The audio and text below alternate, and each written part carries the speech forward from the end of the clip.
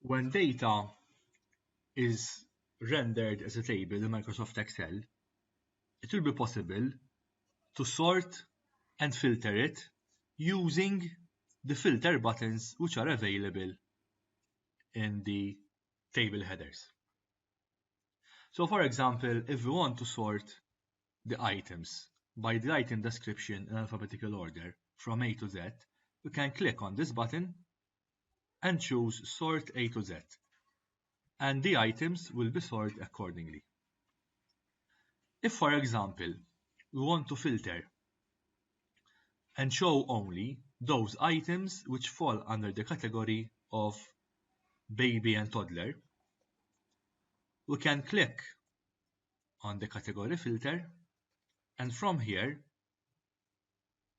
unselect all the items and then choose only baby and toddler. If we click on OK, only the baby and toddler items are displayed. If we would like to remove the filter, we can click on the filter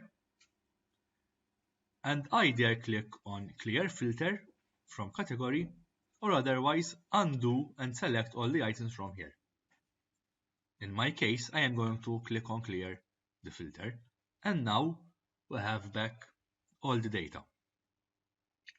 There are also filters which are related to numbers.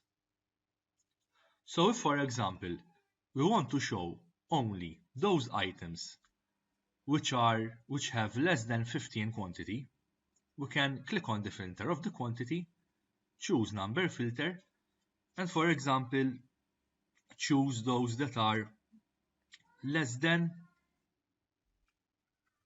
50.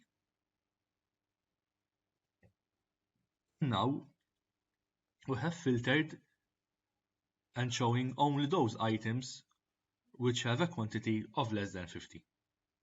To remove the filter, we can click on Clear Filter from quantity.